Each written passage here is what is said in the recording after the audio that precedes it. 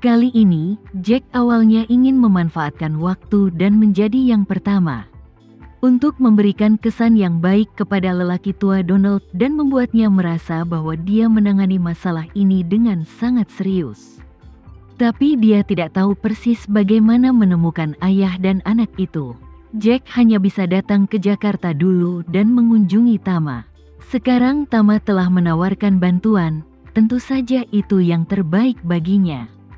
Jadi dia berkata kepada Tama, "Tuan Renza, sejujurnya, saya datang ke Jakarta kali ini untuk mencari seseorang." Mencari seseorang? Setelah mendengar penjelasan Jack, Tama mengangkat alisnya dan bertanya dengan rasa ingin tahu sambil setengah tersenyum. "Siapa yang kamu cari? Apa kamu mencari seseorang yang masih muda dari keluarga Rothschildmu yang hilang di luar?" Jack berkata sambil tersenyum, "Tuan Renza, kamu bercanda. Keluarga Rothschild kami menghargai garis keturunan lebih dari apapun. Bagaimana bisa ada pemuda yang hilang dari garis keturunan?" Saat dia berbicara, dia dengan sengaja merendahkan suaranya dan berkata dengan serius. Tuan Renza seharusnya mendengar bahwa ketika Presiden Amerika Serikat keluar, bahkan sehelai rambut rontok dan seteguk ludah pun harus diambil oleh personel khusus. Keluarga Rothschild kami juga mengalami hal yang sama, di mana barang-barang tersebut digunakan dan dengan siapa barang-barang tersebut digunakan. Mereka harus diperjelas. Yang tertinggal di dalam kotak karet juga harus dibawa pergi. Siapapun yang berani mempunyai anak haram di luar akan menjadi musuh publik seluruh keluarga. Setelah ditemukan, mereka tidak akan pernah bisa berdiri lagi. Johan di samping bertanya dengan heran, "Bukankah itu berlebihan?" Jack berkata dengan serius, "Ini sama sekali tidak berlebihan. Laki-laki dari keluarga Rothschild, terutama laki-laki yang merupakan anggota langsung. Setelah benih dibiarkan di luar, Anda mungkin harus membayar harga puluhan miliar dolar. Jika situasi ini tidak dilarang, akan ada banyak sekali wanita di dunia yang memutar otak untuk melahirkan anak bagi keluarga Rothschild. Dia hanya perlu melahirkan, itu adalah pekerjaan emas seumur hidup.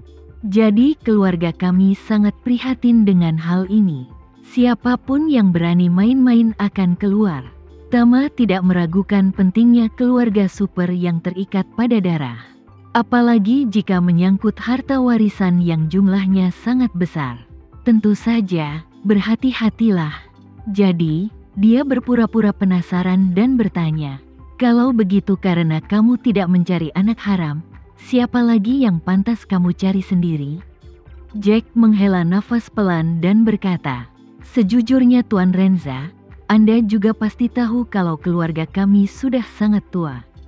Dan keluarga agunan memiliki lebih banyak rambut dibandingkan orang biasa. Di antara kerabat keluarga Rothschild kami, ada keluarga agunan bernama Donald, yang tidak terlalu dekat dengan kita, dan dianggap sebagai saudara sedarah. Itu lebih biasa. 2 hari yang lalu, ayah saya mengadakan pertemuan keluarga, dan semua kepala keluarga agunan juga ada di sana. Orang tua itu mungkin ingin mengambil kesempatan ini untuk memenangkan hati keluarga agunan. Jadi dia membuat kalimat, 'Bicaralah jika ada yang ingin kamu katakan.' Akibatnya, orang dari keluarga Donald ini mengadu kepada ayah saya di depan umum. Mengatakan bahwa ayah dan anak dari keluarganya menghilang di Jakarta tahun lalu." Berbicara tentang ini, Jack berkata tanpa daya, "Saya putra sulung dan ayah yang menjadi pewaris pemimpin klan. Jadi dia meminta saya datang sendiri untuk mengetahui situasi spesifik di sini." Oh, Tama sepertinya tiba-tiba mengerti, mengangguk sedikit, dan berkata, "Sejak mereka menghilang tahun lalu, sulit untuk memastikan apa mereka hidup atau mati." Jack berkata, "Saya terlalu malas untuk peduli dengan hidup dan mati mereka. Bagaimanapun, orang tua itu ingin melihat orang hidup jika masih hidup dan melihat mayatnya jika sudah mati." Tama bertanya lagi, Lalu jika kedua orang ini terbunuh, tidakkah kamu akan tinggal dan membalaskan dendam mereka? Balas dendam yang luar biasa. Jack melambaikan tangannya. Bahkan jika kita mencari petunjuk tentang kedua orang ini, saya tidak perlu membalas dendam. Keluarga akan mengirim orang ke sana untuk mencari tahu pelaku sebenarnya dan membalas dendam. Tama bertanya lagi, lalu bagaimana biasanya kamu membalas dendam jika menghadapi hal seperti itu? Jack mendengus dingin dan berkata tanpa ragu, tentu saja akta itu akan dibayar dengan darah. Jangankan siapapun yang berani memprovokasi keluarga Rothschild, bahkan jika mereka berani memprovokasi anjing keluarga tersebut, kami tidak akan pernah melepaskannya. Tidak ada seorang pun di dunia ini yang bisa menindas keluarga Rothschild dan membuat keluarga tersebut menelan amarahnya. Sejauh ini, belum ada yang lahir. Setelah mengatakan itu, Jack mengangkat kepalanya dan menatap Tama. Matanya langsung sedikit tidak nyaman. Terlalu nyaman, dia segera berkata, Tuan Renza, jangan salah paham.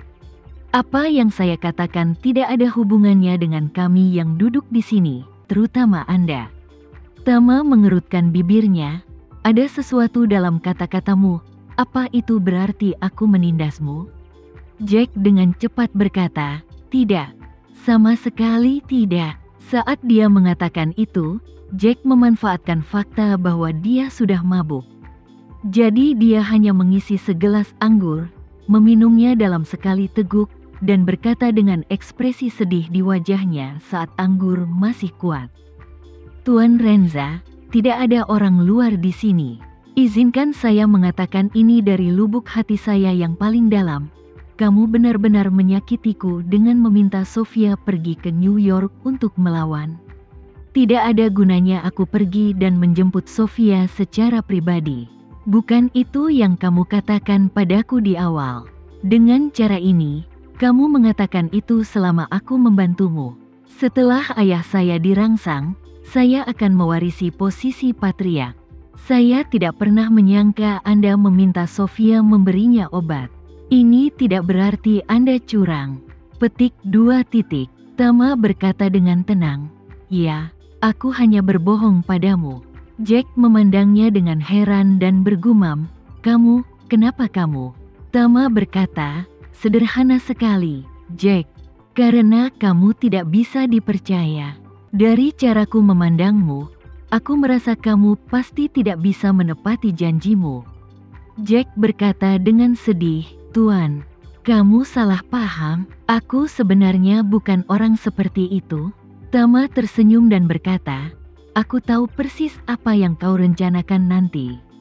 Jika kau benar-benar diizinkan untuk berhasil mewarisi posisi pemimpin klan, hal pertama yang akan kau lakukan adalah melemahkan saudara-saudara yang paling mengancammu, lalu menunggu. Setelah kau mengambil kendali penuh atas keluarga, kau akan mengusir mereka satu persatu untuk mengkonsolidasikan posisimu sebagai kepala keluarga. Hal kedua yang harus kamu lakukan adalah menghancurkan perjanjian di antara kita. Karena pada saat itu kamu akan sepenuhnya berdiri teguh dan tidak akan peduli jika aku mengungkap kisah dalam Sifang Bao Zuang, kan? Jack tertegun, lalu diam-diam mengisi segelas anggur dan meminumnya. Kata-kata Tama membuatnya benar-benar kehilangan niat untuk membela diri. Tama melanjutkan saat ini, aku selalu bertindak sebagai penjahat terlebih dahulu, baru kemudian sebagai pria sejati.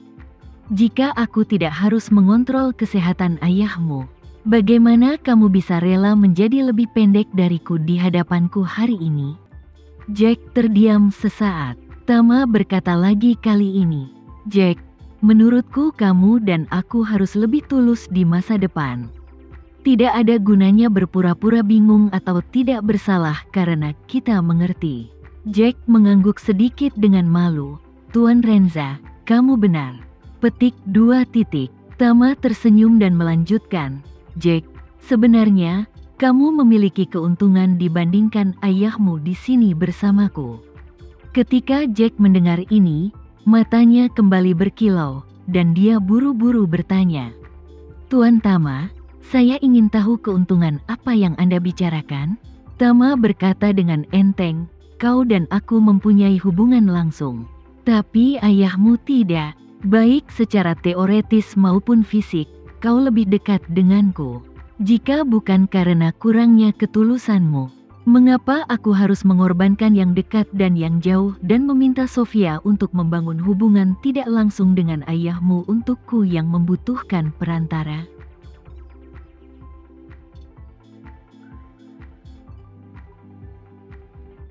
Sekian dulu ya video kali ini, kita lanjutkan lagi videonya di lain waktu.